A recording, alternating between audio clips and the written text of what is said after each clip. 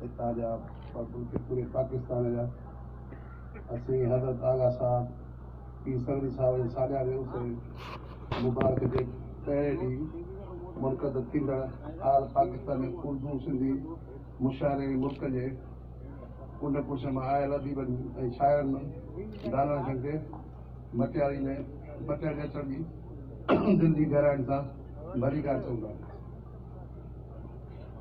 अहिड़नि प्रोग्रामनि सां न सिर्फ़ु रूह खे तफ़सील हासिल थींदी थिए थी पर उन सां गॾु नफ़्सा नफ़्सी वारे हर हिन दौर में इंसानी भाईचारे तालुनि सां इंसान ज़ात सां मोहबत जो दर्स मिले थो।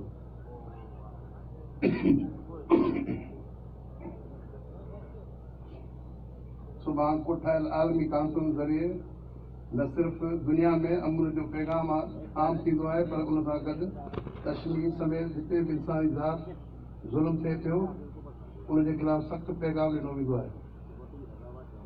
दुनिया खे हिन वक़्तु वॾा वॾा चैलेंज दरपेश आहिनि जिन खे असुल हल कराइण लाइ आलमनि सगोरनि ऐं मशाइखनि सां गादी नशीन जो अहम किरदारु आहे। आऊं मटियारी शहर में अहिड़े प्रोग्राम मुनक़द कराइण ते मुबारक पेश करियां थो।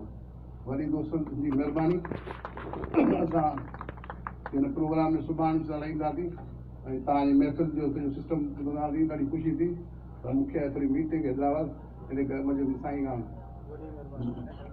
कंदासीं पोइ टाइम जो वरी महिरबानी दोस्तनि थैंक यू।